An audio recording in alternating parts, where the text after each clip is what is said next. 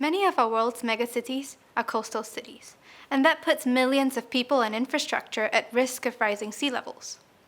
When we think about sea level rise, we think we're melting these large ice sheets and putting more water into our oceans.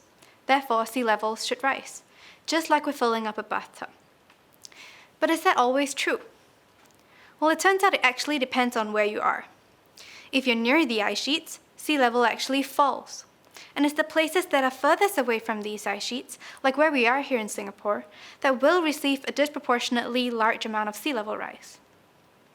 But how exactly did we figure out that sea level change is not the same in different places? Well, the key here is that we have to look at the past. Let's take Scotland, for example. Scotland is way up north and it used to have ice sheets. But ever since the ice sheets melted, because the ice is no longer weighing down on the land as much, the land has been going up.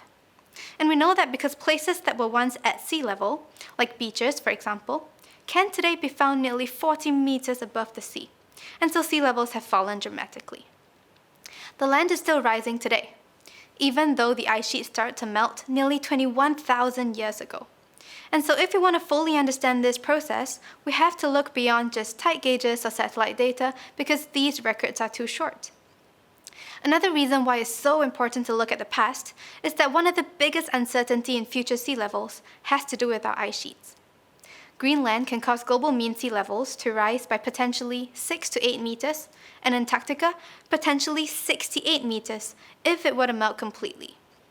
But there's still a lot of uncertainty as to how much and when these ice sheets will melt because we still don't fully understand how ice sheets interact with the climate. And so if we're interested in how they will behave in future, under a climate different from today's, then we have to look back at how different ice sheets have responded to different climatic conditions in the past.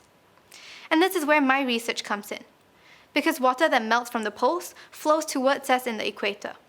And so being able to reconstruct how sea levels have changed in this region in the past will tell us about past ice sheet behaviors. And the way we reconstruct past sea levels is to try and fully understand and make use of the relationships that living organisms have with the sea. For example, we know that mangroves are coastal plants that need seawater to survive. So if they could once live at a higher elevation, but today they can only live at a lower elevation, then we know that sea levels must have fallen. And so in conclusion, we look at the past because certain processes operate over timescales longer than what we can observe with the modern record. The past also offers insights into climatic conditions that we don't see today, but could expect to see in the future. And therefore, the past is the key to the future.